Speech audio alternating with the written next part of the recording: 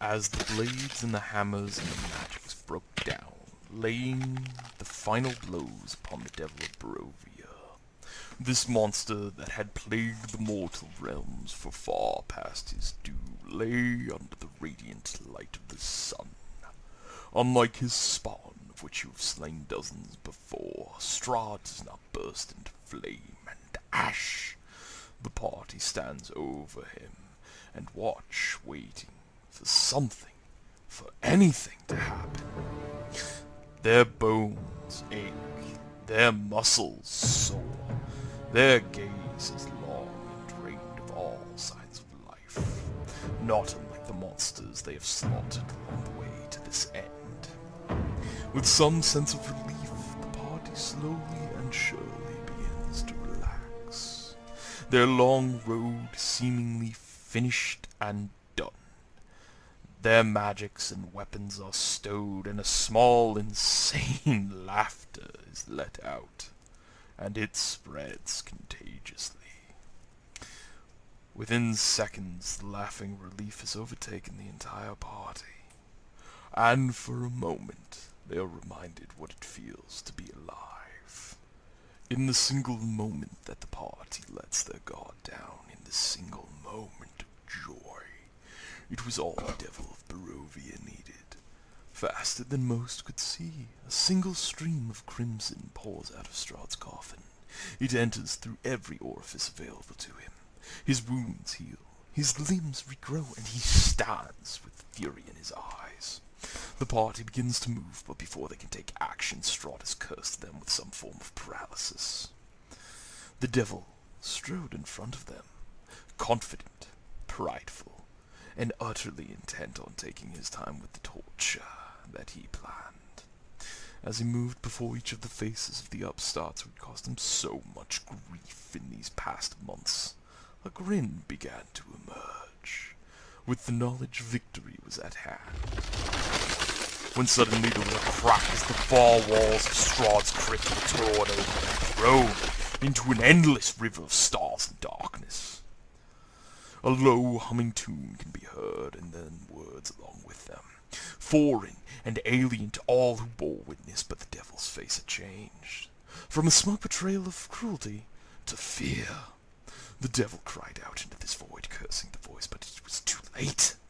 As the final words of the incantation were struck, Strahd fell back, writhing in agony below the paralyzed party.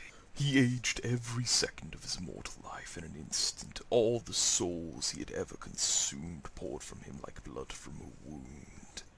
When he finally stopped screaming, he looked as though a long-emancipated corpse left to the wild. The humming grew closer as the riverboat pulled along the eternal stream and docked along the floors of the crypt. The figure left, moving with the silence of the dead. It picked up Strahd's body like an oversized child would a doll and brought it back to its riverboat. The figure turned back to the party, pulling back its moldy hood, revealing itself to be Floki, the boat builder of the gods. Congratulating the party, Floki removed the paralysis. With a gleam in his eyes, Floki continued to talk, telling the party how they had done a great service, but how he would have to remove some of his gifts, some of their experience from Barovia from them, but in turn he would modify their fates, handing it off to others so they could live their lives in peace. The party looked at each other, and some agreed and some did not. And with that, Floki returned to his boat, snapping his fingers, ensuring the deal was done. He turned back and said, "We would never meet again, young adventurers, so I wish you the best of luck." The party left the crypt, thinking to themselves what could be worse than that. They exited the castle past the worms that had previously blocked their exit and stood face to face with the thing they could least expect. What remained of Strahd's army, still blessed with the gifts of undeath, turned and looked on. Without a master, they looked hungry. The party fought as best they could, but the horde did not seem to have failed. They made what they suspected to be their last stand with bloody slaughter, until a horn rang out over the hills, and in charged the armies gathered. The dead, with no master to be heard, were in reach for the world of the world's greatest army. To the party's amazement, the forces of the undead were laid to waste in under an hour, and across the bridge strode a half-orc swordsman clad in black leathers, wielding a massive curved greatsword, cutting down any of the dead that dare approach. This half-orc gave commands to the men and dwarves that followed them without question, and as the half-orc approached the party, a look of recognition washed over him. He screamed out towards the towers on high, "What sort of devilry is this?" Thok was roaring in pain. He looked on at his once party and friends, and shrugged and feared and cried all at once.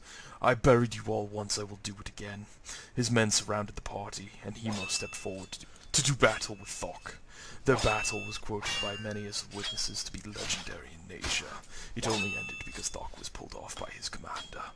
After the party had proven their mortality to the commander and the armies and the priests, Thok looked on with distrust but acceptance of this case. It took time and some convincing, but eventually the party was given free passage back to Neverwinter, where events had unfolded in the 5 long years they had been dead.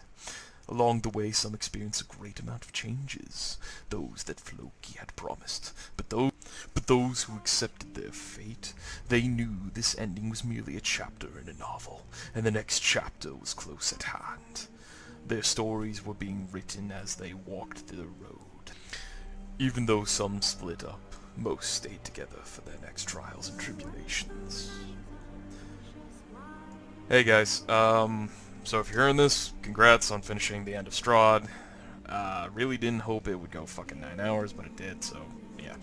Anyways, thanks for playing with me. I don't really know how else to say that. I have had a shit ton of fun being your DM. Hopefully we can keep having fun in the next campaign. Yeah. So, I'm gonna let the music ride this one out. Love y'all.